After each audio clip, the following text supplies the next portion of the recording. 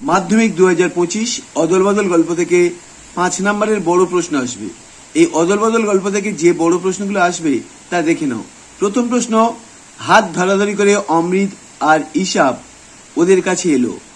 হাত ধরাধরি করে অমৃত আর ইসাব ওদের কাছে এলো। ওদের বলতে কাদের কথা বলা হয়েছে? অমৃত ও ইসাবের পরিচয় দাও। অমৃত ও ইসাবের পরিচয় দাও। সেকেন্ড প্রশ্ন, অমৃত সত্যি তার বাবা মাকে খুব জ্বালিয়েছিল। অমৃত কিভাবে বাবা মাকে জ্বালাতন করেছিল?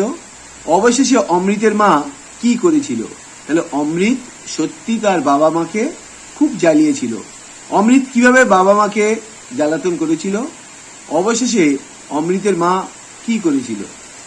3 নম্বর প্রশ্ন, হঠাৎ অমৃতের মাথায় একটা বুদ্ধি খেলে গেল। অমৃতকে তার মাথায় হঠাৎ খেলে যাওয়া বুদ্ধি দুই বন্ধুকে কিভাবে বাঁচিয়েছিল?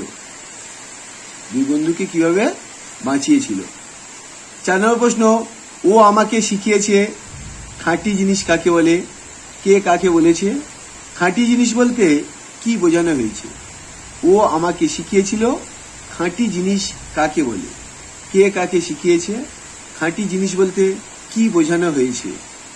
5 নম্বর প্রশ্ন, অদল বদল গল্পে হিন্দু মুসলিম পারস্পরিক সম্প্রীতির যে পরিচয় পাওয়া যায় তা নিজের ভাষায় লেখো। 6 নম্বর প্রশ্ন, বাহালি বৌদি আজ থেকে আপনার ছেলে আমার। বাহালি বৌদি আজ থেকে আপনার ছেলে আমার। বক্তাকে, বাহালি বৌদির ছেলেটিকে, বক্তার এরূপ উক্তির কারণ কি? তাহলে 5 প্রশ্নটাই হিন্দু মুসলিম সাম্প্রদায়িক সম্প্রীতি। 6 প্রশ্নটা বাহালি বৌদি আজ থেকে আপনার ছেলে আমার। বক্তাকে, বাহালি বৌদির ছেলেটির পরিচয় দাও। 7 নম্বর প্রশ্ন, কিন্তু আমাকে বাঁচানোর জন্য তো আমার মা আছে। কে কাকে বলেছে? কেন বলেছে? উক্তিটির মধ্য দিয়ে বক্তা চরিত্রের কোন দিকটি ফুটে উঠেছে তা লেখো। 1+2+2। এই 7টা প্রশ্ন অদল বদল গল্প থেকে ভালো করে গেলে 2025 মাধ্যমিকে একটা প্রশ্ন অবশ্যই কমন আসবে।